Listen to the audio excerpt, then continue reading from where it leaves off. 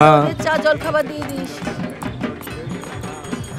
ও বর্দি ভাই, বলছি ওই ছেলেটা এসেছে তোমায় খুঁজছে, খানিকটা মনে হয় টেনেও আছে। কোন ছেলে? আরে ওই ছেলেটা, ওই যে, আরে তোমার সাথে ইয়ে করতো মানে কি? না মনে পড়ছে না। আরে তোমার স্কুল টাইমের বয়ফ্রেন্ড। বাবা, 5 বছর পরেই বাড়িতে? কি হলো হঠাৎ? মানে রাস্তা হারিয়ে ভুল করে এলি, নাকি মদ খেয়ে পুরোনো স্মৃতিগুলো মনে পড়ে গেল? না, সপ্তমীর সকাল বন্ধুদের সাথে দেখা হলো, তাই একটুখানি আর কি ভাবলাম ব্যানার্জি বাড়ির প্রতিমাকে একটু মুখটা দেখিয়ে আসি। হ্যাঁ, তো এখানে দাঁড়িয়েছিস কেন? যা, যাকে দেখতে এসছিস দেখে আয়। আছিস কেমন? তোকে আরো সুন্দর লাগছে দেখতে। এই কমপ্লিমেন্টগুলো না 5 বছর আগে পেলে বরঞ্চ খুশি হতাম, এখন আর নো লাভ। আমি আর সেই মানুষটা নেই রে। হ্যাঁ, আমিও সেই মানুষটা নেই।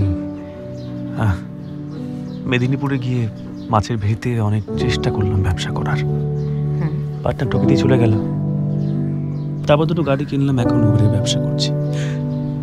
দেখা যাক কি হয়। না, ভালো তো, ভেরি গুড।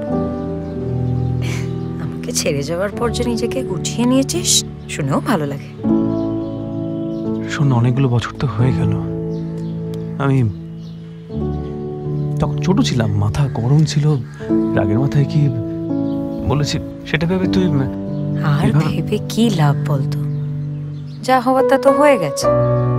আমিও নিজের মতো করে বড় হয়ে গেছি, চিন্তা করিস না। আচ্ছা, তোর মনে আছে সেই বিজয়ার দিনে তোর হাতে অনেকগুলো চকলেট দিয়ে বলতাম যে আসছে বছর আবার পাবে? আর দিতে হবে না, এখন আর চকলেটও খাই না। আর তোকে বলাই হয়নি, এই বছর বিয়ে করছি ডিসেম্বরে। চল, দাঁড়িয়ে থাকিস না, প্রতিমাকে মুখটা দেখিয়ে। এই শোন না, ভালো আছিস? আমরা সবাই নিজেদের মতো করেই ভালো আছি রে। হ্যাপি পুজো।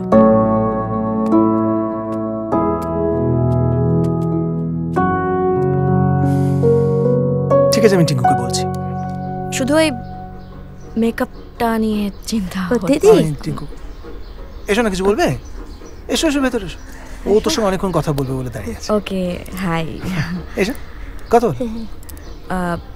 তুমি কিছু প্রয়োজনীয় লোকে বলতে পারিস। টিঙ্কুকে বলছি, ওকে বল।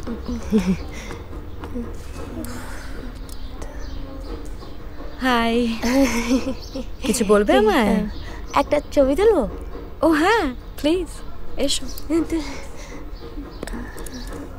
এখানে হাত দি। হ্যাঁ।